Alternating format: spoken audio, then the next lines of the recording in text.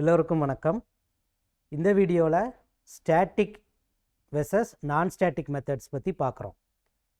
இப்போ எக்ஸாம்பிள் அப்படின்னு ஒரு கிளாஸ் இருக்குது. இதில் வந்து ஒரு மெயின் மெத்தடு ஒன்று கொடுத்துருக்கேன். நான் என்ன பண்ணுறேன்னா மெயினுக்கு கீழே வந்துட்டு ஒரு நான் ஸ்டாட்டிக் மெத்தடு இப்போ க்ரியேட் பண்ணுறேன்.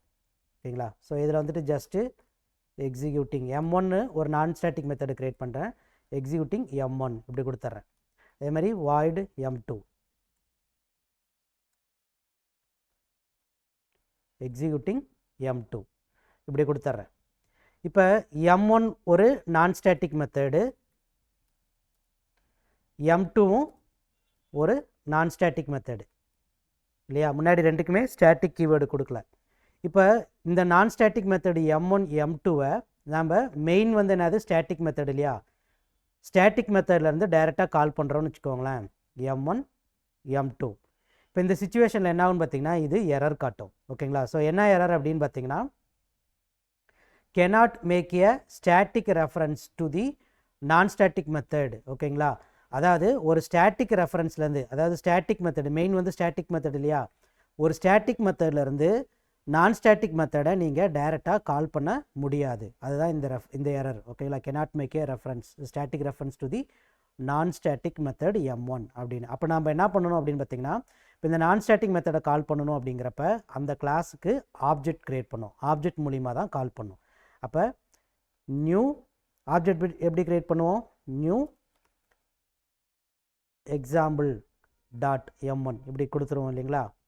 நியூ எக்ஸாம்பிள் டாட் M2 இல்லையா?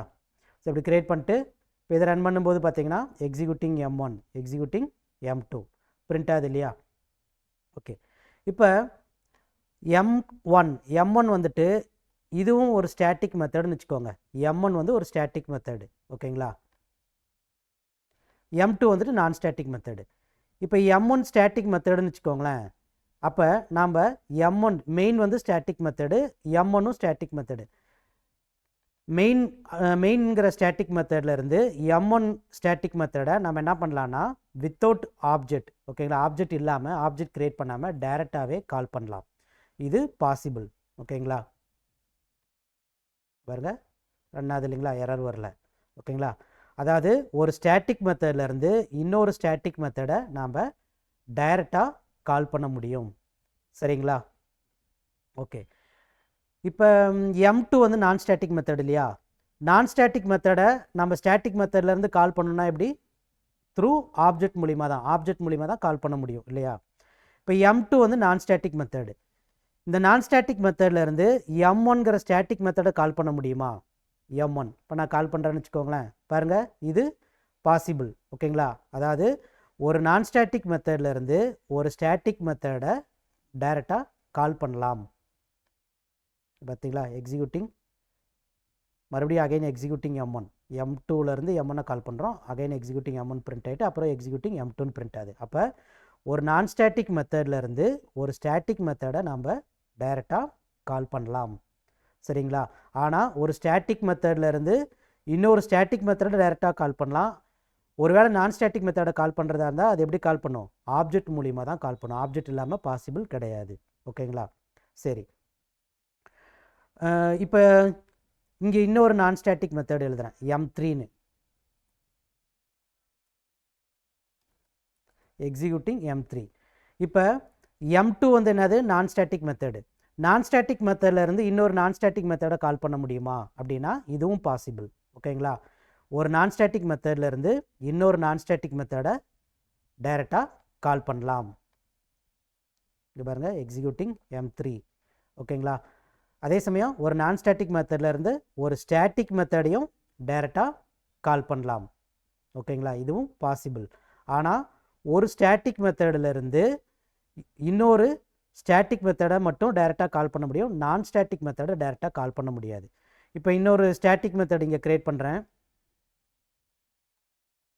ஸ்டாட்டிக் வாய்ட் M4 இப்படி கொடுக்குறேன்னு வச்சுக்கோங்களேன்.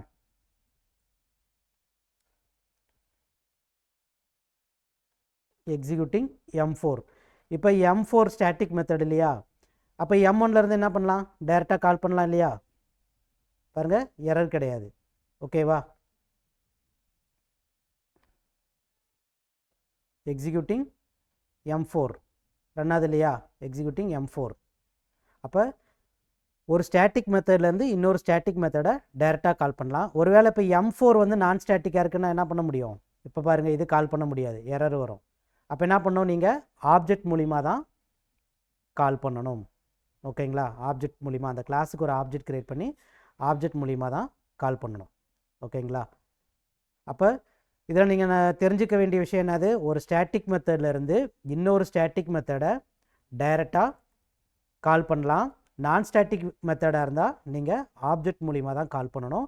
அதே சமயம் ஒரு நான் ஸ்டாட்டிக் மெத்தட்லேருந்து இன்னொரு நான் ஸ்டாட்டிக் மெத்தடை டைரெக்டாக கால் பண்ணலாம். ஸ்டாட்டிக் மெத்தடையும் டைரெக்டாக கால் பண்ணலாம். சரிங்களா, இப்போ இந்த ஸ்டாட்டிக் மெத்தடுக்கு இப்போ பெராமீட்டர் கொடுக்குறேன்னு வச்சுக்கோங்க. இப்போ நான் வந்து இங்கே 10ன்னு கொடுக்குறேன். ஓகேங்களா, M1ங்கிற ஸ்டாட்டிக் மெத்தடுக்கு 10 கொடுக்குறேன். இங்கே வந்து பெராமீட்டர் இல்லை, அப்போ இங்கே என்னாவும் எரர் காட்டுமா. அப்போ நான் என்ன பண்ணுறேன்னா இந்த இடத்துல இன்ட்டு இந்த பெராமீட்டரை நான் வந்து எக்ஸ் அப்படிங்கிற வேரியபிளில் ஸ்டோர் பண்ணுறேன். வேணா நான் அந்த எக்ஸை வந்து பிரிண்ட் பண்ணணுன்னாலும் இங்கே பிரிண்ட் பண்ணிக்கலாம், ப்ளஸ் எக்ஸ். ஓகேங்களா, ஸ்டாட்டிக் மெத்தடுக்கும் பெராமீட்டர் பாஸ் பண்ணுறேன். ஓகேங்களா, ஸ்டாட்டிக் மெத்தடுக்கு பெராமீட்டர் பாஸ் பண்ணிடுறேன்.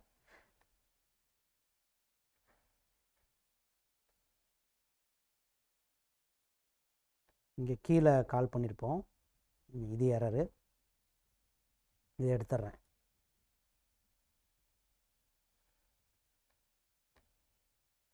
ஸோ இங்கே பாருங்கள் 10 எக்ஸிக்யூட்டிங் M1 பக்கத்தில் வந்து 10ங்கிற வேல்யூ பிரிண்ட் ஆகுது இல்லையா. ஸோ அப்போ வந்துட்டு இது ஸ்டாட்டிக் மெத்தடில் பெராமீட்டர் பாஸ் பண்ணுறோம். அதேமாதிரி நான் ஸ்டாட்டிக் மெத்தடுக்கும் நாம் பெராமீட்டர் பாஸ் பண்ணலாம்.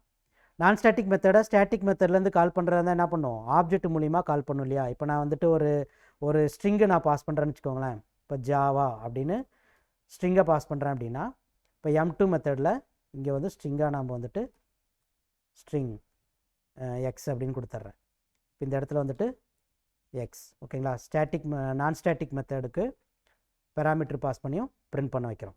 ஓகேங்களா, அதே மாதிரி ஒரு ஸ்டாட்டிக் மெத்தடு நான் ஸ்டாட்டிக் மெத்தட்லேருந்து இன்னொரு நான் ஸ்டாட்டிக் மெத்தடையும் பெராமீட்டர் இருந்தால் மெத்தடுக்கு பெராமீட்டர் இருந்தால் பெராமீட்டர் வச்சும் கால் பண்ணலாம். இல்லைனா நம்ம நார்மலாக வித்தவுட் பெராமீட்டர்லையும் கால் பண்ணிக்கலாம். ஓகேங்களா, சரி. இப்போ ஒரு ப்ரோக்ராம் வந்து எப்போவுமே எக்ஸிக்யூஷன் ஸ்டார்ட் ஆகுறது எங்கன்னு பார்த்தீங்கன்னா மெயின்லேருந்து ஸ்டார்ட் ஆகும் இல்லையா. இப்போ மெயின்லேருந்து தான் இந்த எக்ஸிக்யூஷன்லாம் தொடங்குது. மெயினில் M1 கால் பண்ணுறேன், நேராக M1க்கு வருது. M1லேருந்து M4ங்கிற இன்னொரு ஸ்டாட்டிக் மெத்தடை கால் பண்ணுறேன், அப்போ M4க்கு வருது. அதுக்கப்புறம் இங்கே வந்துட்டு அதே மெயினில் வந்துட்டு பார்த்திங்கன்னா M2ங்கிறது நான் ஸ்டாட்டிங்கிறனால ஆப்ஜெக்ட் வச்சு கால் பண்ணுறப்ப M2 மெத்தடுக்கு வருது. M2லேருந்து M3 கால் பண்ணுறேன், M3 நான் ஸ்டாட்டிக் மெத்தடு, அப்போ M3 வருது. ஸோ இந்த மாதிரி வந்துட்டு பார்த்திங்கன்னா JRE வந்துட்டு மெயின்லேருந்து ஒவ்வொரு மெத்தட் எக்ஸிக்யூஷனுக்கும் போயிட்டு கரஸ்பாண்டிங் மெத்தடை வந்து எக்ஸிக்யூட் பண்ணும். ஓகேங்களா, அப்போ மெயின்லேருந்து மற்ற மெத்தடை கால் பண்ணுறோம். மெயினை யார் கால் பண்ணுறா அப்படின்னு பார்த்தீங்கன்னா JRE. ஓகேங்களா, JRE அப்படிங்கிறதுக்கு என்னதுன்னா ஜாவா ரன் டைம் என்விரான்மெண்ட். ஓகேங்களா, Java run time environment. Main மெத்தடை யார் கால் பண்ணுறாங்க அப்படின்னு பார்த்தீங்கன்னா JREன்னு சொல்லக்கூடிய, அதாவது ஜாவா ரன் டைம் என்விரான்மெண்ட். ஓகேங்களா, இது வந்து உங்களுக்கு பார்த்தீங்கன்னா நீங்கள் JDK இன்ஸ்டால் பண்ணியிருந்தீங்கன்னா அதில் இப்போ JDK 1.8 வந்துட்டு JREங்கிறது JDK தனி ஃபோல்டராகவும் JRE தனி ஃபோல்டராகவும் இருக்கும். ஆனால் JDK இந்த 9க்கு அப்புறம் நிறைய சேஞ்சஸ் பண்ணாங்க. நான் லேட்டஸ்ட் வெர்ஷன் வந்து JDK 20 இன்ஸ்டால் பண்ணியிருக்கேன். இதுக்குள்ளார JRE இருக்கும், JDKக்குள்ளாரையே JRE இருக்கும். ஓகேங்களா, ஸோ அப்போ வந்துட்டு இந்த இடத்துல வந்துட்டு பார்த்திங்கன்னா மெயின் மெத்தடை கால் பண்ணுறது யாருன்னு பார்த்தீங்கன்னா JRE. ஓகேங்களா, JRE வந்துட்டு மெயின் மெத்தடை கால் பண்ணும், மெயின்லேருந்து மற்ற மெத்தடனோட எக்ஸிக்யூஷன் போகும். ஏன் வந்துட்டு மெயினை நம்ம ஸ்டாட்டிக்னு டிக்ளேர் பண்ணுறோம் அப்படின்னா, இப்போ நீங்கள் நான் ஸ்டாட்டிக் மெத்தடை கால் பண்ணணுன்னா நமக்கு என்ன வேணும், ஆப்ஜெக்ட் வேணும் இல்லையா.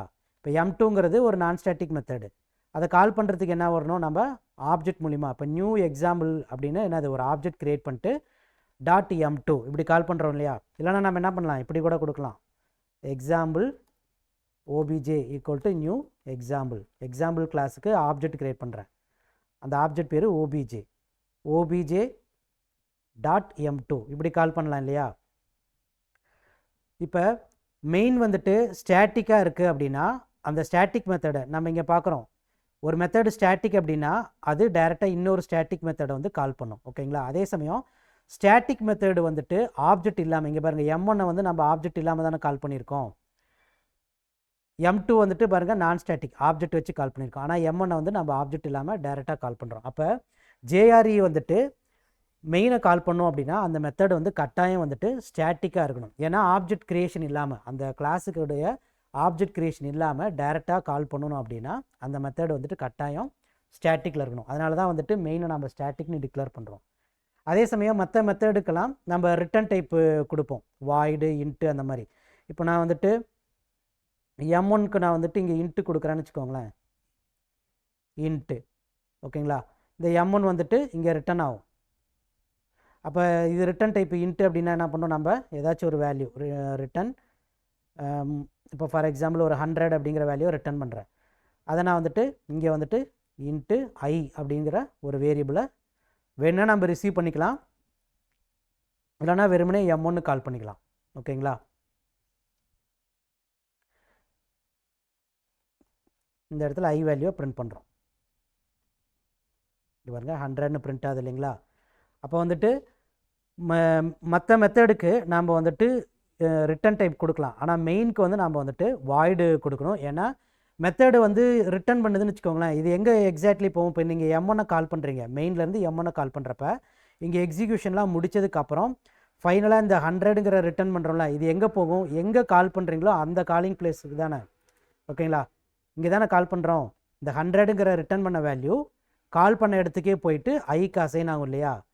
அசைன் ஆகும்போது அந்த இடத்துல வந்துட்டு பிரிண்ட் ஆகும். அப்போ ஒரு மெத்தடு ரிட்டன் பண்ணுதுன்னா அந்த மெத்தடு வந்து ரிட்டன் பண்ணுற சமயத்தில் அது எங்கேருந்து கால் பண்ணுறீங்களோ கண்ட்ரோல் வந்து அந்த காலிங் பிளேஸுக்கு போகும். ஓகேங்களா, மெயின் வந்துட்டு ரிட்டன் பண்ணுறதா இருந்துன்னு வச்சுக்கோங்களேன், மெயினை நீங்கள் எங்கேயாவது ஒரு இடத்துல கால் பண்ணுற இடத்துக்கு வந்துட்டு கண்ட்ரோல் போகணும். ஓகேங்களா, ஆனால் மெயின் நம்ம ப்ரோக்ராம் எக்ஸிக்யூஷன் ஸ்டார்ட் ஆகிறதே வந்து எங்கேருந்து, மெயின்லேருந்து தான் ஸ்டார்ட் ஆகுது இல்லையா. ஸ்டார்ட் பண்ணுறப்ப அதுக்குள்ளார நம்ம மற்ற மெத்தடெலாம் கால் பண்ணுற சமயத்தில் ஒவ்வொரு மெத்தடனுடைய எக்ஸிக்யூஷனும் முடிச்சுட்டு கடைசி எங்கே வருதுன்னா மெயினில் வந்து நிற்கிது. ஓகேவா, ஸோ மெயின் வந்துட்டு மெயின் தான் எண்டு. ஓகேங்களா, மெயினுக்கு அப்புறம் எதுவும் ரிட்டன் பண்ணக்கூடாது. ஸோ அதனால தான் வந்து பார்த்திங்கன்னா வாய்ட் அப்படின்னு நம்ம டிக்ளேர் பண்ணுறோம். ஓகேங்களா, ப்ரோக்ராம் டெர்மினேஷன் எல்லாமே எங்கே முடியும், மெயினுக்கு அப்புறம். மெயின் தான் எண்டு, மெயினுக்கு அப்புறம் அதனுடைய எக்ஸிக்யூஷன் எல்லாம் முடிச்சுட்டு ப்ரோக்ராம் டெர்மினேட் ஆகும். அதுக்கு மேலே மெத்தடு கால் எதுவுமே நடக்கக்கூடாது. ஓகேங்களா, அப்போ ஒரு மெத்தடு ரிட்டன் பண்ணுறதா இருந்தால் கண்டிப்பாக அதை காலிங் பிளேஸ்க்கு கண்ட்ரோல் போயிட்டு மறுபடியும் அங்கேருந்து தொடரும். அப்போ மெயின் நம்ம வாய்டுன்னு கொடுத்தோம் அப்படின்னா அது எதுவும் ரிட்டன் பண்ணாது. ஓகேங்களா, ஸோ அதனால தான் நம்ம ஸ்டாட்டிக் மெத்தடாகவும் ரிட்டன் டைப் வாய்டுன்னு கொடுக்குறோம். சரிங்களா, ஸோ இதுதான் வந்துட்டு மெத்தடு ஸ்டாட்டிக் வெர்சஸ் நான் ஸ்டாட்டிக்னுடைய டிஃப்ரென்ஸ். ஓகேங்களா, தேங்க்யூ.